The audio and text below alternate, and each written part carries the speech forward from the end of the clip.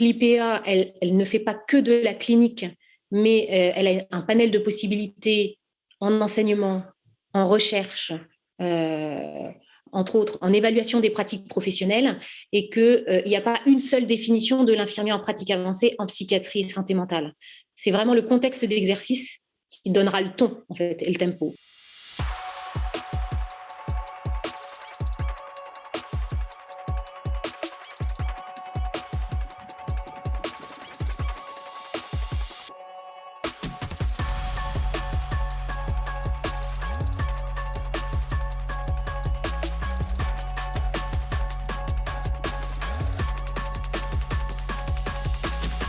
L'IPA, elle a donc fait 2 ans supplémentaires à l'université, ce qui lui donne justement ce côté un peu expertise, on va dire théorique, et l'expertise qu'elle aura acquis pendant en tant qu'infirmière. Une IPA, elle va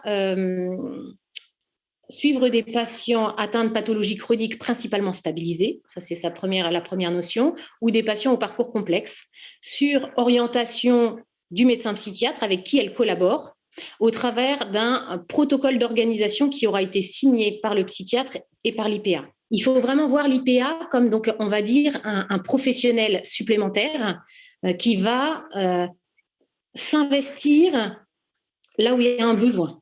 Elle sera là pour faire le suivi du patient avec cette possibilité de renouveler le traitement en cas de besoin. Elle a des compétences certes médicales, mais elle a surtout une expertise infirmière qui fait qu'elle va pouvoir pousser ses entretiens infirmiers et faire aussi bien de la prévention, de l'évaluation et s'adapter en fait aux besoins du patient. Il faut voir vraiment l'IPA comme une personne qui vient mettre du liant dans une prise en charge, dans le parcours. Donc elle va énormément communiquer, collaborer, mettre les gens en relation. Elle va voir avec les familles et les aidants là où il y a éventuellement une possibilité. Elle a vraiment ce temps d'évoluer. Quand on remet le patient au centre vraiment des préoccupations, c'est quand même assez gratifiant de se dire, bon ben voilà, maintenant, ok, on fait ça comme ça maintenant, comment on pourrait faire mieux ?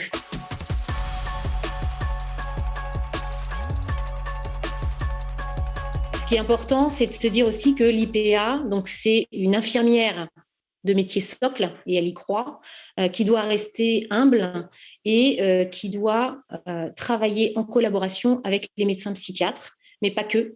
Il y a aussi les cadres et les cadres supérieurs de santé. Ça m'apporte aussi le fait d'être associé à différentes équipes de soins, tout en étant autonome dans mes prises en charge patients. Vous êtes avec les équipes de soins, mais vous avez ce regard qui vient compléter ce qui est fait et en même temps avec ce recul suffisant parce que vous n'avez pas le nez dans le guidon en fait. L'IPA, elle n'est pas là comme un électron libre, elle est vraiment là pour apporter un petit plus pour le patient.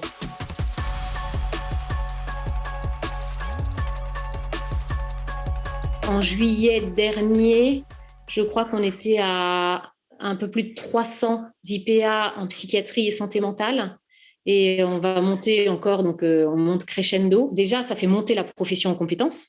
Je pense que ça, c'est un des points très importants. J'ai envie d'inviter tous les infirmiers qui ont cette velléité de continuer de poursuivre, de faire la formation parce que c'est riche, parce que ça offre aussi les portes de l'université, pourquoi pas aussi derrière un doctorat, et parce que, encore une fois, quand on croit à l'utilité des infirmiers sur un parcours patient, c'est un moyen d'être un petit peu plus libre, un petit peu plus autonome dans son suivi de patient, sans être seul, puisque derrière, il y a une équipe pluripro, et c'est ça qui fait le challenge, qui rend le challenge vraiment intéressant.